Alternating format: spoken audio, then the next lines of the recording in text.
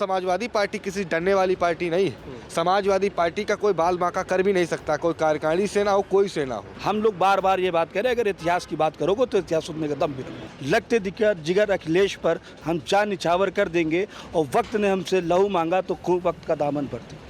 आप ये बात समझिए, समाजवादी पार्टी का एक एक कार्यकर्ता, एक एक नौजवान, एक एक बच्चा, बूढ़ा सड़कों पे उतर जाएगा तो भारतीय जनता पार्टी या कोई सेना संभाल ना पाएगी। अखिलेश यादव जी की शान में अगर कोई बात होती है। क्या हमला कर दिया? समाजवादियों के हमला करने, समाजवादी का जब हमला होता है तो बाद में बहुत चीखें उठती है, ये भी ध्यान रखें ये लोग। जब धमकी दिए सुखदेव सिंह गोगामड़ी जी को, लॉरेंस बिश्नोई धमकी देता है तो कुछ नहीं करती है करणी सेना, तब करणी सेना के लोग कहाँ चले जाते हैं? ये करणी सेना के नहीं, भारतीय जनता पार्टी के प्रायोजित जो कार्यकर्ता उन्होंने किया है, और भारतीय जनता पार्टी उत्तर प्रदेश में उन्माद और समझता फैलाना चाहती है। समाजवादी पार्टी नहीं, सैलाब। इनको तकलीफ इस बात से है कि दलित समुदाय का व्यक्ति कैसे सच बात बता सकता है, कैसे इतिहास की बात कर सकता है, कैसे इनको आईना दिखा सकता है। इनको तकलीफ इस बात। दलित समाज से आते हैं सुमन जी, जिस तरह से उनके साथ अभद्रता की गई, दलित पूरा लामबंद हो चुका है कि ये जैसे हिटलर्स के ट्रूपर्स थे, ये भारतीय जनता पार्टी के ट्रूपर्स हैं। राणा सांगा पर विवाद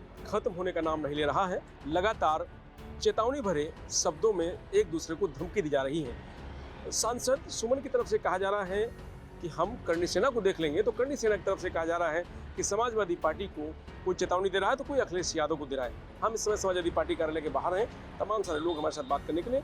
ऐसे में समाजवादी पार्टी के जो कार्यकर्ता हैं, नेता हैं, वो क्या सोचते हैं करणी सेना के बारे में, हम उनसे बात करेंगे।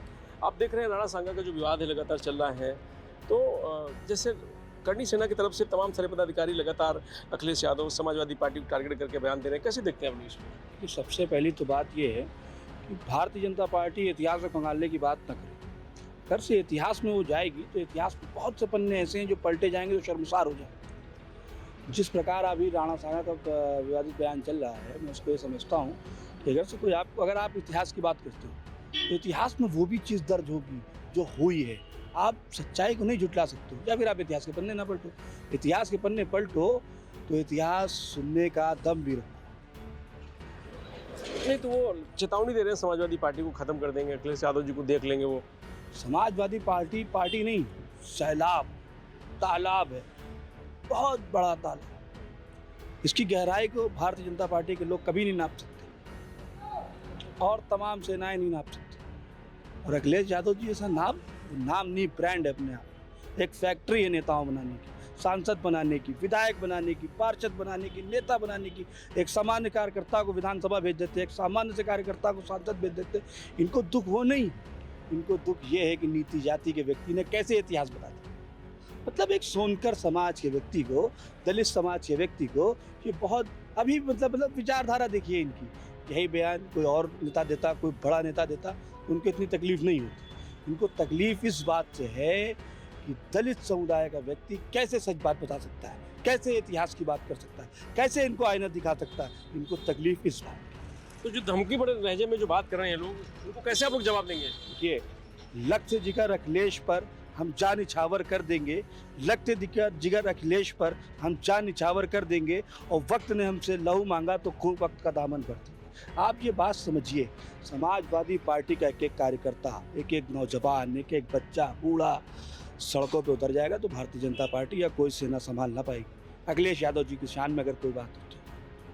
अभी हम लोग चुप हैं क्योंकि हम लोग नहीं मुलगना चाहते। हम लोग बार बार ये बात करें, अगर इतिहास की बात करोगे तो इतिहास सुनने का दम भी नहीं। इतिहास में अगर से आप जाएंगे तो आपको हिंदू कोड बिल का विरोध करने वाली पार्टी जो आपके संगठन में थी उसको भी सुनना पड़ेगा। जो आप तिरंगे का विरोध करते रहे वो भी आपको सुनना पड़ेगा। जो आप तिरंगे का विरोध करते रहे हैं उसको भी आपको सुनना पड़ेगा। तो बेवजह बात को बढ़ाया जा रहा है। बेवजह बात को बढ़ाया जा रहा है। देखिए, भारतीय जनता पार्टी का एजेंडा समझिए। इनका एजेंडा सिर्फ एक, आप नौकरी की बात न करिए, आप इनसे भ्रष्टाचार की बात न करिए, महिलाओं के साथ, बच्चों के साथ हो रहे उत्पीड़न, हो रहे हत्याकांड, इसकी बात न करिए। आप नौकरी ना मांगिए, आप हक की बात न करिए। इनका ध्यान भटकाना है। ध्यान भटकेगा कैसे? ध्यान भटकेगा हिंदू मुसलमान, मस्जिद मंदिर, अजान, कुरान और ये तमाम तरह के बयान, इतिहास, औरंगजेब। यार इतिहास अगर से इतिहास की बात करूँ तो सुनने के दम भी तो रखो यार। तो लालजी सुमन ने ठीक बोला है। जी जी बिल्कुल सही बोला उन्होंने, सही मैं इसलिए कह रहा हूँ क्योंकि इतिहास की बात करें। करनी सेना की तरफ से लगातार ये कहा जा रहा है कि समाजवादी पार्टी को खत्म कर देंगी। सुमन जी के बयान पर अखिलेश जी को धमकी दे रहे हैं। कैसे देखते हैं आप लोग इसको? देखिए, जिस तरह से दलित समाज से आते हैं सुमन जी, जिस तरह से उनके साथ अभद्रता की गई, दलित पूरा लामबंद हो चुका है। हम लोग तो गांव से आ रहे हैं, गांव में रहते हैं, देख रहे हैं लोगों की जो भाषा है। दलित बहुत तेज से नाराज हो चुका है और इसका बीजेपी को विरोध का बहुत नुकसान। लामबंद दलित किसके साथ हो चुका है? सुमन के साथ या दलित जा रहा है सुमन जी के साथ समाजवादी पार्टी की ओर। समाजवादी पार्टी? अच्छा। चूंकि विपक्ष में समाजवादी पार्टी के अलावा कोई नहीं है उत्तर प्रदेश में, इसलिए दलित और पिछड़ा दोनों मन बना लिया है कि अब हटाना है भारतीय जनता पार्टी को। तो ये उत्पीड़न पे उत्पीड़न करती चली जा रही है और समाजवादी पार्टी को सरकार बनाने के लिए लोगों की मंशा बहुत तेज से उमड़ रही है। करनी सेना जो कह रही है उसको कैसे देखते हो? करनी सेना जो लगातार कह रही है कि समाजवादी पार्टी को खत्म कर देगी, अखिलेश जी को चेतावनी दे रही है। नहीं, जनता, ये तो जनता चाहेगी तब खत्म करेगी। करनी सेना के आएगी उसमें क्या कर सकती है? ठीक है, सत्ता है तो करीब प्रदर्शन करेंगे हम। और अब कौन? करनी सेना उसके प्रदर्शन से कुछ नहीं होगा। अरे हमला कर दिया सांसद जी के घर पे, आप करेंगे? तो ठीक है, सत्ता है, सत्ता के दम पर चाहे जो गुंडाई करे, चाहे जो करे वो, चाहे बुलडोजर चलवाए, चाहे जिसको धमकाए, इससे कोई फर्क पड़ने वाला है। जितना ये लोग कर रहे हैं उतने जनता आक्रोशित होती चली जा रही है। और कह रहे 12 तारीख को फिर बड़ा हजूम आ रहा है वहाँ आगरा में। तो जितना ये लोग करेंगे, उत्पीड़न करेंगे, उतने इनका नुकसान होते चला जा रहा है। समाजवादी पार्टी अपने आप मजबूत होती चली जा रही है। सुमन जी ने ठीक बोला? सुमन जी ने जहाँ तक बोला, जो भी बोला ठीक बोला, लेकिन उससे ज़्यादा तो ये लोग गलत कर दिए। ये करनी सेना वाले, भाजपा के लोग, जो लालजी सुमन के साथ अभद्रता की गई, ये सरासर गलत है। क्या नाम है? दिनेश पटेल, जिला सचिव समाजवादी। ठीक है। क्या लग रहा है, आप लोग युवा हैं, करनी सेना की तरफ से लगातार जो समाजवादी पार्टी के लिए, राष्ट्रीय अध्यक्ष के लिए आपके कहा जा रहा है, कैसे देखते हैं?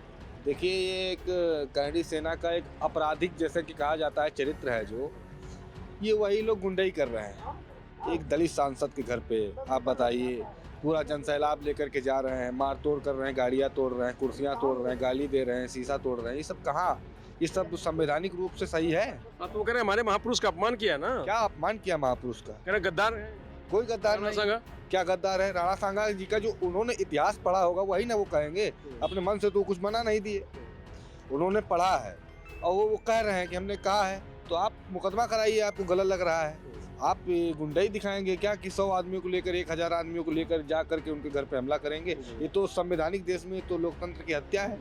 और ये बाबा जी, सबसे बड़ी बात तो ये है कि एक प्रदेश के मुख्यमंत्री उसी शहर में होते हैं और उसी शहर में करनी सेना के जो अध्यक्ष हैं, उनके कार्यकारिणी के सदस्य जितने भी हैं, लेकर के लाठी डंडा तमंचा और हथियार लेकर के जाते हैं वहाँ।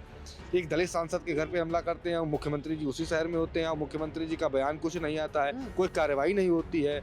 और ऊपर से दिखाया जाता है कि हमको पुलिस ने मेरी पूरी सहायता की। उसमें करनी सेना के एक साथी वो कह रहे हैं, गाड़ी में बैठे हैं, राष्ट्रीय अध्यक्ष भी बैठे हैं, करे वो तो हमारे पुलिस ने मेरी पूरी मदद की। बताइए, आज इस देश में, इस लोकतांत्रिक देश में पुलिस मदद कर रही है एक सांसद के घर पे? बताइए, आम दलित परिवार में क्या होता होगा? जो आम लोग हैं, किसान परिवार से आते हैं, शोषित हैं, वंचित हैं, पिछड़े हैं बेचारे, वो तो एक सांसद हैं जिनके घर पे हमला हो गया। जो आम नागरिक है, खेती किसानी करने वाला मजदूर, गांव में जाकर के देखिए आज क्या ये जो बड़े लोग, बड़े तबके के लोग हैं, कैसी राजनीति करते होंगे उनके साथ में। वो बेचारे बोल नहीं सकते हैं कुछ। अगर उनके मुंह से गलती से भी कुछ निकल जाए तो ये लोग उनको प्रताड़ित करने का काम करते हैं, उनको मारने का काम करते हैं। इसी से देखा जा सकता है कि जब सांसद को नहीं छोड़े, पुलिस उनके साथ में हो जाती है, तो आम नागरिक की क्या हालत होती है? करनी सेना जो धमकी दे रही है उसको कैसे आप लोग देख रहे हैं? करीब 12 तारीख को फिर आएंगे, फिर वो हमला करेंगे। नहीं, हम लोग, ये तो सरकार को देखना चाहिए। सरकार तो कहती है कि 0 टॉलरेंस है हमारा, हम लोग बहुत अच्छा काम कर रहे हैं, दंगाई मुक्त प्रदेश हो गया। ये क्या हो रहा है? इसको तो हमारी परिभाषा में तो हम लोग दंगा ही कहेंगे। तो उससे डर गए समाजवादी पार्टी? और समाजवादी पार्टी किसी डरने वाली पार्टी नहीं है। समाजवादी पार्टी का कोई बाल बांका कर भी नहीं सकता, कोई कार्यकारिणी सेना हो, कोई सेना हो। हम लोग न्यायिक लड़ाई लड़ते हैं, हम लोग अधर्म और धर्म की राजनीति नहीं करते हैं। हम लोग सामाजिक न्याय की लड़ाई लड़ने वाले लोग हैं। हम लोग संवैधानिक रूप से लड़ेंगे। आप फिर जिस तरीके से लड़ना चाहे, समाजवादी लोग पीछे नहीं हटते। और माननीय राष्ट्रीय अध्यक्ष जी के जो व्यवहार पे टिप्पणी करी है, तो हम लोगों ने सदैव पिछड़े दलित अल्पसंख्यक की आवाज़ को दबाने का काम नहीं किया है, हम लोगों ने उठाने का काम किया। सदैव समाजवादी पार्टी ने शोषितों और वंचितों का अधिकार नेताजी से लेकर के माननीय नेताजी हमारे आदरणीय अखिलेश यादव जी, तो कारखाने को जवाब देंगे? बिल्कुल जवाब देंगे। करनी सेना को जवाब देंगे? बिल्कुल जवाब देंगे भैया, काहे नहीं जवाब देंगे। हम लोग की डरते हैं किसी से? हमारी पार्टी, हमारे लोग, हमारे सांसद हैं। आप इस तरीके से अब एक बार तो घर पे जाके हमला कर दिया कुछ लोग। क्या हमला कर दिया? समाजवादियों के हमला करने, समाजवादी का जब हमला होता है तो बाद में बहुत चीखें उठती है, ये भी ध्यान रखें ये लोग। क्या नाम है? मेरा नाम रुस्तम सिंह यादव है, मैं छात्र नेता हूँ लखनऊ विश्वविद्यालय। कैसे देखते हैं करनी सेना जो लगातार धमकी दे रही है समाजवादी पार्टी को और अब समाजवादी पार्टी के राष्ट्रीय अध्यक्ष को? करनी सेना ये एक राष्ट्रपति जी कल बोले हैं, हमारे राष्ट्रपति जी, कि ये जैसे हिटलर्स के ट्रूपर्स थे, ये भारतीय जनता पार्टी के ट्रूपर्स हैं। ये भारतीय जनता पार्टी के कहने पे हमला करते हैं, किसी को भी हमला कर देंगे। आप देखिए दलित, पिछड़े और जो वंचित वर्ग के लोग हैं उनके ऊपर हमला करने का काम करती है। ये करनी सेना कोई अच्छा काम करने कोई काम नहीं करती। आप देखिए जब धमकी दिए सुखदेव सिंह गोगामड़ी जी को, लॉरेंस बिश्नोई धमकी देता है तो कुछ नहीं करती है करनी सेना। तब करनी सेना के लोग कहाँ चले जाते हैं? एक दलित सांसद जो पिछड़ा है अगर कुछ बोल दे रहा है तो उस पर आप चढ़े चले जाएंगे। अपमान कर दिया उनके महापुरुष का? भाई किस महापुरुष का अपमान कर दिया? राणा सांगा का। राणा सांगा कहाँ? हम तो कह रहे हैं राणा सांगा वीर थे, लेकिन जो अब आगे इतिहास में लिखा है, इतिहास तो उन्हीं के लोग लिखे हैं ना। सुमन जी कहने गद्दार था। सुमन जी के बाद का हम सम्मान करते हैं, हमारे पार्टी के सांसद हैं और सुमन जी जो कहे हैं उनका अपना मत है जी। तो करनी सेना कैसे जवाब देंगे आपने? करनी सेना को हम लोग समाजवादी लोग हैं, हम लोग बख्शीश की राजनीति नहीं करते, हम लोग समाजवादी लोग हैं। और करनी सेना उस दिन भी आप देखिए, अब तो 12 तारीख को कह दिए, देख लिया जाएगा। हम लोग भी लाठी डंडे से हथियार से लड़ने का काम करेंगे। समाजवादी पार्टी के लोग हैं, हम लोग युवा हैं। ईंट का जवाब पत्थर से? बिल्कुल बिल्कुल, जिस तरीके से समझेंगे उस तरीके से समझाएंगे। अगर किसी शोषित दबे वंचित के ऊपर आँच आएगी तो हम लोग लड़ने का काम करेंगे समाजवादी लोग। क्या नाम है? शिवाजी यादव, लखनऊ विश्वविद्यालय कन्नौज से। भैया तो इधर इधर धूप इधर राजू भैया यहाँ आइए। हाँ, करनी सेना लगातार धमकी दे रही है आपके राष्ट्रीय अध्यक्ष को, समाजवादी पार्टी करी खत्म कर देंगे, राष्ट्रीय अध्यक्ष को करी कि देख लेंगे। देखिए, समाजवादी पार्टी के राष्ट्रीय अध्यक्ष माननीय श्री अखिलेश यादव धरतीपुत्र नेताजी के सुपुत्र हैं और आज वो विपक्ष में हैं, फिर भी आम जनता, नौजवान, किसान, पिछड़ा, दलित, शोषित, वंचित उन्हें मुख्यमंत्री के रूप में देख रहा है। आस्था, लगाव, जितना लोकप्रियता राष्ट्रीय अध्यक्ष जी की है, हम समझते हैं ये उपद्रवी दंगाई लोग हैं, देश को बांटने वाले लोग हैं। आदरणीय राष्ट्रीय अध्यक्ष अखिलेश यादव जी पे टिप्पणी करना है केवल जानते हैं। हमारे नेता ने हमेशा समतामूलक समाज की बात की है, संप्रभुता, सामाजिक न्याय की बात की है, इंसानियत और विकास की बात की है। ये कुछ नहीं कर पाएंगे, केवल गीदड़ भपकी दे रहे हैं और निश्चित तौर पर ऐसे लोगों पर भारतीय जनता पार्टी के लोग कार्रवाई नहीं कर पा रही है। योगी आदित्यनाथ का लॉ एंड ऑर्डर फेल हो चुका है। जिस प्रकार से उपद्रवी लोग इस प्रकार की भाषा बोल रहे हैं, खुली छूट भारतीय जनता पार्टी दे रही है। समाजवादी पार्टी के राष्ट्रीय अध्यक्ष जी का और समाजवादी पार्टी के उत्तर प्रदेश के प्रदेश अध्यक्ष जी का जो आदेश होगा, समाजवादी पार्टी के हम लोग कार्यकर्ता, हम समाजवादी छात्र सभा के प्रदेश उपाध्यक्ष हैं और निश्चित तौर पर आंदोलन करने के लिए बात होंगे और जिस प्रकार का पार्टी का आदेश होगा निश्चित तौर के खिलाफ मोर्चा खोलने का काम समाजवादी लोग करेंगे। अरे सांसद के घर पे हमला कर दिया, आप कह रहे हैं वो कुछ कर नहीं पाएंगे। सांसद के घर 1000 लोग पहुंच के हमला कर दिया, अब कह रहे हैं 12 तारीख को फिर हमला करेंगे। ये सरकार, लोग डर गए हैं क्या? सरकार उनकी, उपद्रवी उनके, दंगाई उनके और भारतीय जनता पार्टी की लॉ एंड ऑर्डर व्यवस्था जो है प्रशासन की, ये फेल हो चुकी है। नैतिकता के आधार पर योगी आदित्यनाथ जी को इस्तीफा देना चाहिए। जो अराजकता का माहौल पूरे प्रदेश और देश में बना रखे हैं, इस प्रकार से प्रदेश और देश की स्थितियां नहीं चलती हैं। निश्चित तौर पर योगी आदित्यनाथ जी उत्तर प्रदेश के राजनीतिक इतिहास में एक फेल मुख्यमंत्री के रूप में देखे जा रहे हैं। आज अखिलेश यादव एक जन नेता हैं, पीडीए के महानायक हैं, पीडीए ने ललकारा है और पीडीए एकजुट हो चुका है और जिसमें हमारे अगड़े समाज के भी लोग, शोषित वंचित लोग हैं। देखिए हमारे साथ कुणाल जी हैं, हमारे साथ खड़े हैं, ये भी ब्राह्मण समाज के हैं। तो जो जनेश्वर मिश्रा को मानने वाले लोग हैं, जो ब्रिजभूषण तिवारी को मानने वाले लोग हैं, मोहन सिंह को मानने वाले लोग हैं, जो चंद्रशेखर सिंह सामाजिक न्याय में जो आस्था रखते हैं, जो सामान्य समाज के लोग हैं, अगले समाज के लोग हैं, वो हमारे साथ हैं। इसलिए पीडीए जब एकजुट हुआ है, भारतीय जनता पार्टी सत्ता से बेदखल होती हुई दिख रहा है उसका 2027 में, इसलिए बौखलाई हुई है, बिलबिलाई हुई है। उनके पास कोई मुद्दा नहीं है, केवल ध्यान भटकाना और एकता फैलाना, समस्या फैलाना इनका काम है। बेबुनियादी मुद्दों पे बात करते हैं। जो मुद्दा रोजगार का, नौकरी का है, नौजवानों की शिक्षा का है और उत्तर प्रदेश महिलाओं की सुरक्षा का है, इस पर बात नहीं करेंगे। लगातार किसान आत्महत्या कर, इसमें बात कब होगी? योगी आदित्यनाथ सीधे सीधे मैं बता देना चाहता हूं कि भारतीय जनता पार्टी की सरकार फेल हो चुकी है। अब इनके पास कोई योजना नहीं आम जनता के हित की है, इसलिए समाजवादी लोग और पीडीए के लोग मन बना चुके हैं आने वाले 27 में राणा सांगा का अपमान नहीं किया सुमन जी ने? मैं फिर कह रहा हूँ कि भारतीय जनता पार्टी को इतिहास पढ़ना चाहिए और इतिहास के तथ्य के आधार पर यही तो वो कह रहे हैं कि मैं सुमन जी कह को रहा इतिहास पढ़ना चाहिए। भारतीय जनता पार्टी को इतिहास पढ़ना चाहिए। इतिहास के तथ्य के आधार पर अगर रामलाल जी सुमन जी ने कुछ कहा भी है तो उसका तार्किक गुणों सदन के माध्यम से संवैधानिक तरीके से विरोध करना चाहिए। क्या इस प्रकार से उपद्रव करना ठीक था? कि किसने छूट दे रखा था? आगरा में उत्तर प्रदेश के मुख्यमंत्री योगी आदित्यनाथ जी थे, इसका मतलब उनके इशारे पर हुआ है? ये करणी सेना के नहीं, भारतीय जनता पार्टी के प्रयोजित जो कार्यकर्ता उन्होंने किया है। और भारतीय जनता पार्टी उत्तर प्रदेश में उन्माद और समझता फैलाना चाहती है, लेकिन हम समाजवादी लोग समता मूलक समाज, संप्रभुता, सामाजिक न्याय के रास्ते पे, अहिंसा के रास्ते पे 12 तारीख फिर कार्यक्रम का बहुत बड़ा है करणी सेना का। वहीं आगरा आ रहे हैं और वो कह रहे हैं कि फिर वो सांसद के घर पे हमला करेंगे।